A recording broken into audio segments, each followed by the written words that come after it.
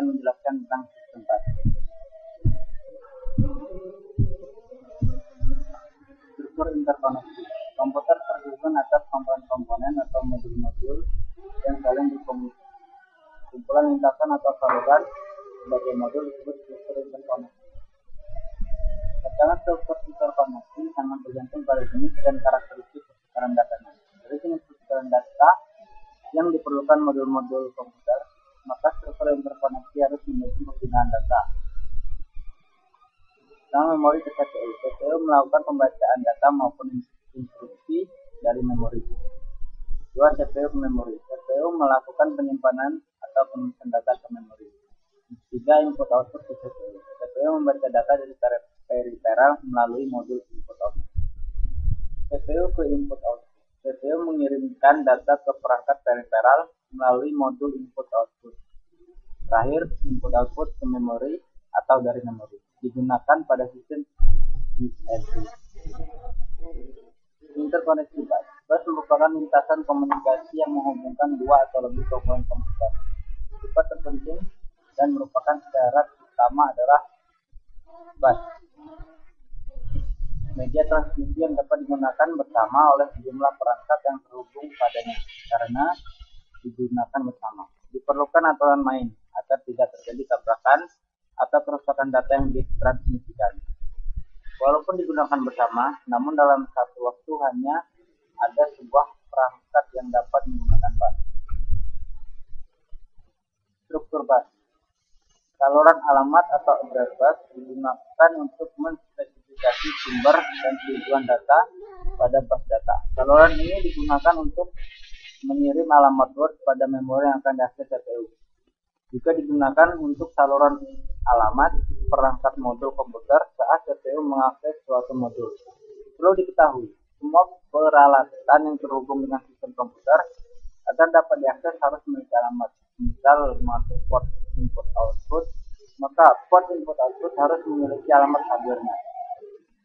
Saluran kontrol atau control bus digunakan untuk mengontrol bus data, bus alamat, dan seluruh modul yang ada. Karena bus data dan bus alamat digunakan oleh semua komponen, maka diperlukan suatu mekanisme kerja yang dikontrol melalui bus kontrol ini. Sinyal-sinyal kontrol terdiri atas sinyal kewaktuan dan sinyal-sinyal perintah.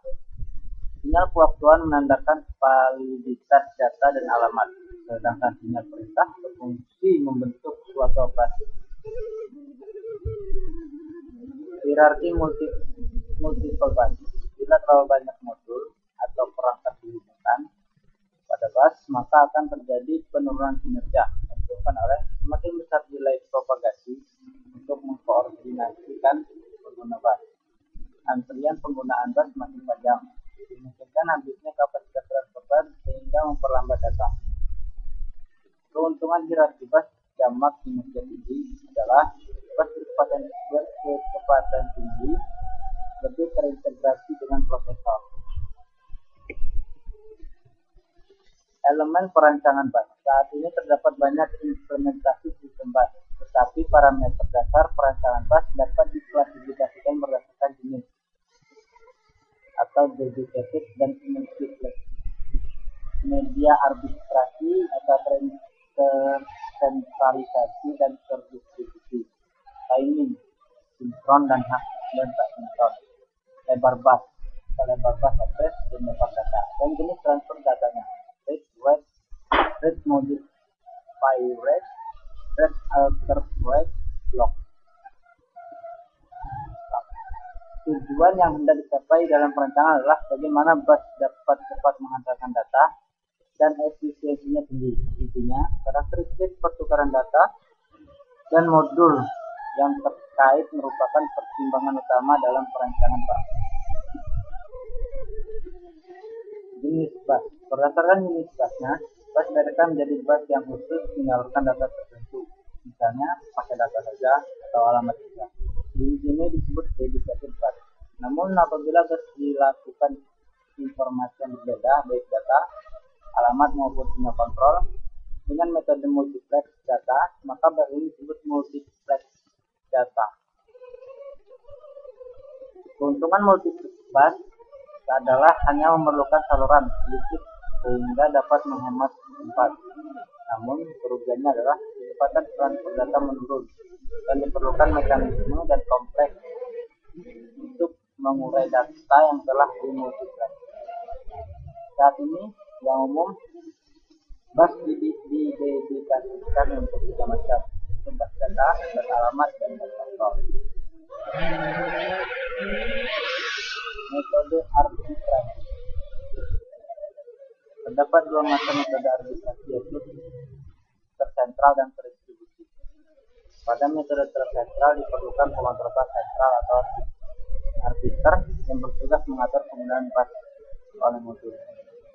Arbiter bisa dibuat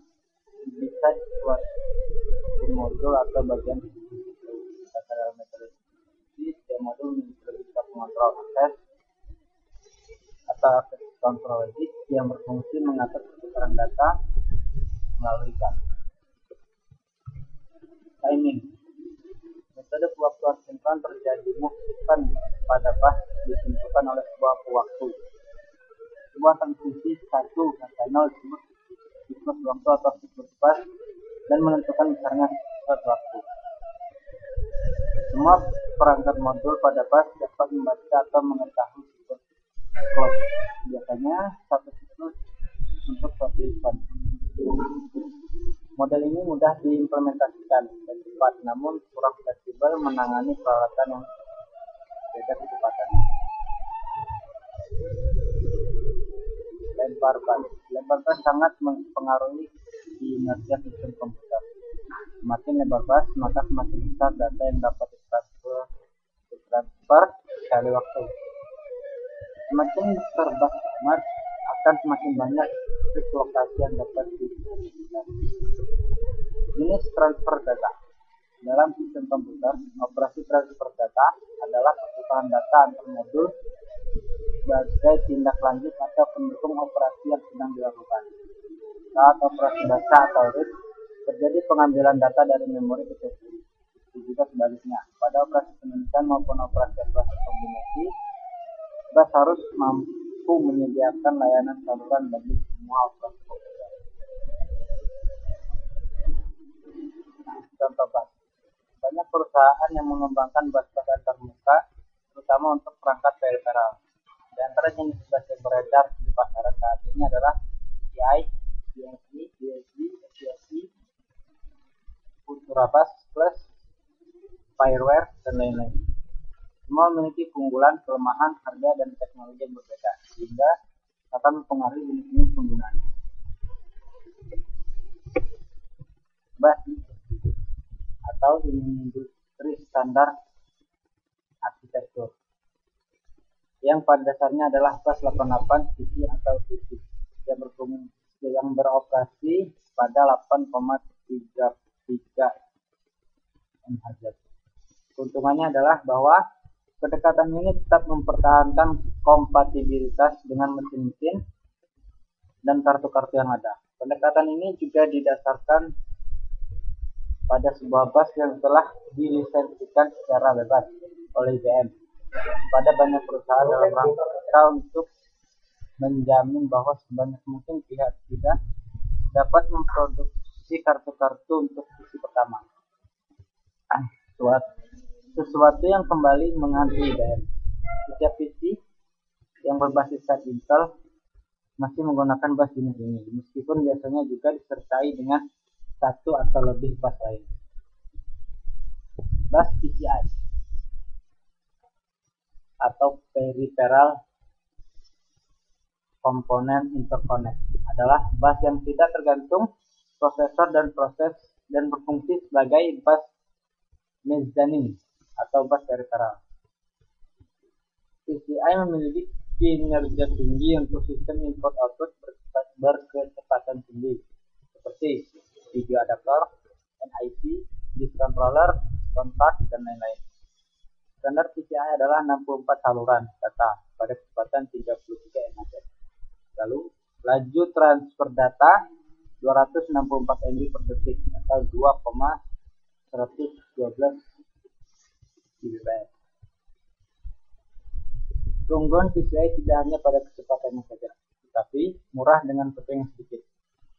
Intel mulai menerapkan PCI pada tahun 1990 untuk sistem Pentium-nya. Untuk mempercepat penggunaan PCI, Intel mempatenkan PCI bagi domain publik sehingga vendor dapat melakukan produksi dengan PCI tanpa royalti. Bus USB. Sebagai solusinya, 7 vendor komputer Compaq, BBC, IBM, Intel, Microsoft, NBC, dan Broadband Telecom bersama-sama merancang bus untuk peralatan import output berkecepatan nota. Standar yang dihasilkan dinamakan Universal Standard Bus atau USB. Keuntungan yang didapatkan dan tujuan dari penerapan USB adalah pemakaian tidak harus memasang tombol atau jumper pada PCB atau peralatan. Pemakai tidak harus membuka casing untuk memasang peralatan input output baru. Hanya satu jenis kabel yang diperlukan sebagai penghubung. Dapat mensuplai daya pada peralatan-peralatan input output. Memudahkan pemasangan peralatan-peralatan yang hanya sementara dipasang pada komputer. Tidak diperlukan report pada pemasangan peralatan baru dengan USB. Bus SCSI Mail Computer System Interface adalah perangkat peripheral eksternal yang dipopulerkan oleh Macintosh pada tahun 1984. SCSI merupakan interface standar untuk tray CD-ROM, peralatan audio, hard disk, dan perangkat penyimpanan eksternal berupa besar. SCSI menggunakan interface paralel dengan 8, 16, atau 32 saluran data. Terdapat beberapa macam versi SCSI. SCSI pertama dibuat pada tahun 1980 memiliki 8 saluran data dan beroperasi pada kecepatan 5 MHz. Versi ini memungkinkan sampai 7 perangkat dihubungkan secara just-in-time. SCSI 2 diperkenalkan tahun 1992 dengan spesifikasi 16 atau 32 saluran data pada kecepatan 10 MHz. SCSI 3 yang mendukung kecepatan yang lebih tinggi sampai saat ini masih dalam tahap penelitian. Bus B1394 atau Fireware. Semakin pesatnya kebutuhan bus input output berkecepatan tinggi dan semakin cepatnya prosesor saat ini yang mencapai 1 GHz. Maka perlu diimbangi dengan bus berkecepatan tinggi juga. Bus SCSI dan PCI tidak dapat mencukupi kebutuhan saat ini, sehingga dikembangkan bus performance tinggi yang dikenal dengan Fireware atau P1394 standar IEEE. P1394 memiliki kelebihan dibandingkan dengan interface input output lainnya, yaitu sangat murah dan mudah untuk diimplementasikan. Pada kenyataannya, P1394 tidak hanya dipopulerkan pada sistem komputer, namun juga pada peralatan elektronik seperti pada kamera digital, VCR, dan televisi. Kelebihan lain adalah menggunakan transmisi serial sehingga tidak memerlukan banyak kabel. Sekian, Assalamualaikum warahmatullahi wabarakatuh.